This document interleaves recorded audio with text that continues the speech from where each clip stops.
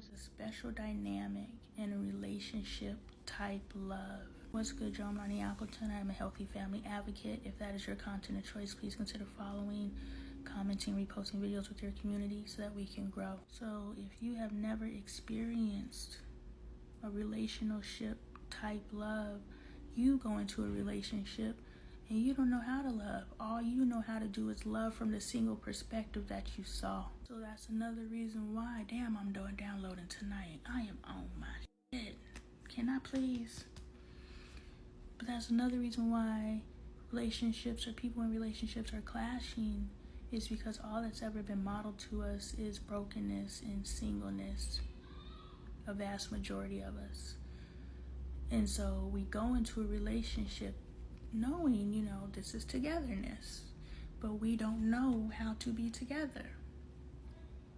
And so we cling to all these things to try to help us figure out how to be together. But it's because we don't know how to be together. We know how to be together. We both exist on this hand, but we don't know how to be joined together. And so I'm talking to Dre, and I know I'm jumping points, but I'm talking to Dre, and I was like, we know how to be together, but I want to know how to be together. And the only way we know how to be together is if we give each other our handle with care instructions. If I say, this is how I, Lonnie, want to be spoken to.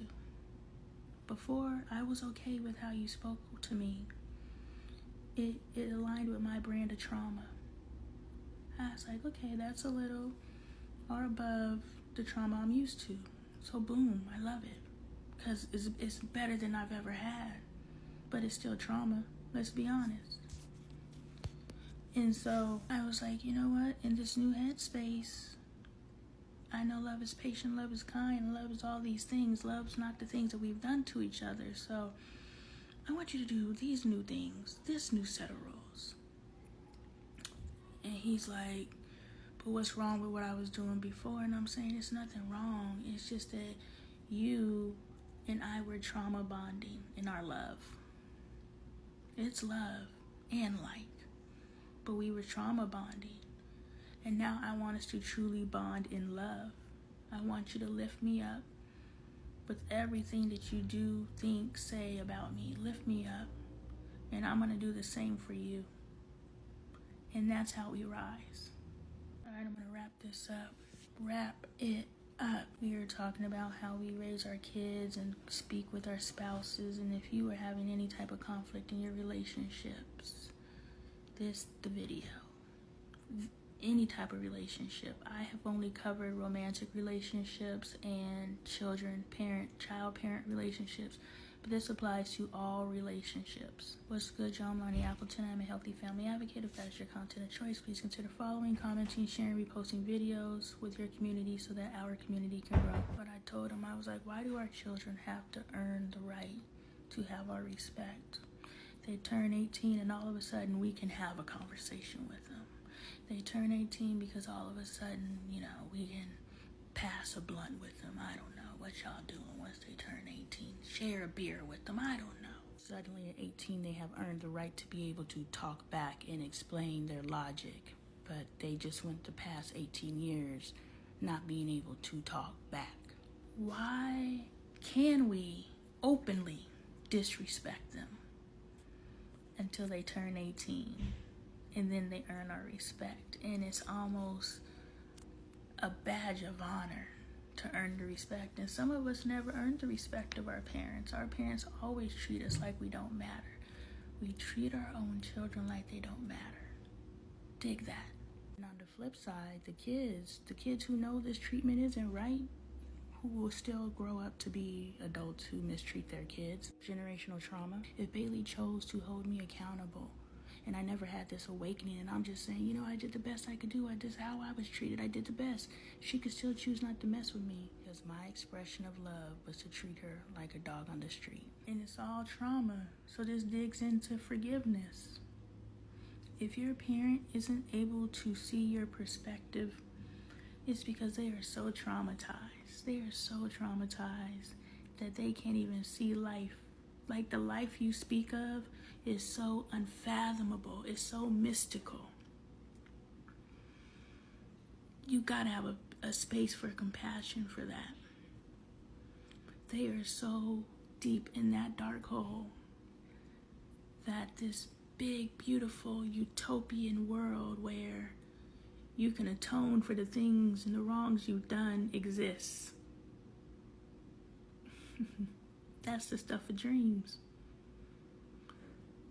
And if you can show compassion that way, and again, forgiveness is for you, it's not for them.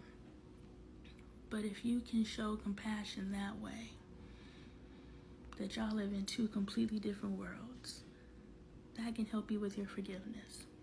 How long have you expected an apology from your parent? Have you gone your entire life expecting an apology from your parent? Or is this a new revelation that you've had where you were like, you know what? I can apologize to my children. Why can't my parents apologize to me? See, you're putting an expectation on someone from a realization that you just had. Not too many of us knew that an adult apologizing to a child, regardless of the age of the child, was something possible. So you sitting here waiting for your parent who comes from a totally different generation, who's never contemplated apologizing. They would have liked to hear an apology from their parents, your grandparents. They would have liked to hear an apology, but they accepted this is just what it is. And so when you come to them and they're like, I would like an apology for my treatment, and the way that they treated you, they did it because they were trauma bonding with you, but it was in the guise of love. They don't see what they did wrong. You see how you didn't understand that you can receive an apology from an elder until recently, or whenever you had the awakening. One day you're going to realize as well that your forgiveness is not contingent on someone else's ability to apologize and atone. So there's still levels to this. So for those of you who will argue back and say, I can't forgive because they have not this, you are giving them power over your forgiveness. So let me tell you, like my cousin told me, I was talking to her about a family member that I feel treats me like an associate, but this person has taken on a mother role for me. How can you take on a position in my life to be a mother, but you treat me like an associate? So that was very hurtful to me. And my cousin was like, this individual doesn't have the capacity to do so. Think of this person like a broken water hose. If the water hose is broken and you turn on the water, is the water hose going to work? What's the output of the hose going to be? So we go through life in unforgiveness because somebody literally does not have the capacity to do what we're expecting of them. We cannot move on waiting on someone who doesn't even live in a world where what we're asking them to do is possible. My grandmother does not have the capacity. My elders do not have the capacity. So who am I hurting by staying in unforgiveness? Who am I holding back by waiting for other people to see something that they can't see? It's like if someone tells you that something is going on around you, and it's been going on around you, but you never saw it till somebody told you. That's where they live. So you see it because you had the awakening, but they did not. So when my daughter came to me and said, hey, the way that you talk to the children, the way that you treat the children isn't sweet, it isn't fair, it isn't loving. I said, well, I love them, and this is how I was treated. It ain't got nothing on the way that I was treated, and I don't know any other way. I hear you, but I don't see what you're seeing. And then one day in February, I did. And so then I was able to go back and apologize and atone and correct. But the people that you are holding your forgiveness back for may never have that awakening. And you have to be okay with that. Are you going to hold yourself back for someone's inability to see the world as you see? Are you going to hold yourself back because someone is a broken hose who doesn't have the capacity to give the output that you are expecting? You deserve better. Forgiveness is for you, not them. Back to these kids, why do they have to turn 18 to gain our respect? And I was like, the sad thing is Derek didn't live long enough to earn my respect because I treated him as the parent-child dynamic is. I treated him as the step-parent-child dynamic is, because isn't that supposed to be messed up? Isn't that what they sold us and told us? that the stepchildren and the step-parent couldn't get along, we have to have a problem. Isn't that the lie that they told us, that the ex and the new woman have to be enemies? That they cannot possibly sit down and have lunch and have a conversation and have a meeting of minds and figure out how they can all come together and collectively raise the children. I suggested that.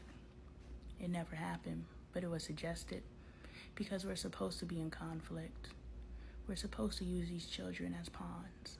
But moms who love their children, how is using your children as pawns to be disruptors in your ex's household to prove a point towards a new woman and your ex in any way loving towards your children? So Derek left this earth being used as a pawn by his mother and never receiving my respect. Because that's what the ex-wife or girlfriend's supposed to do.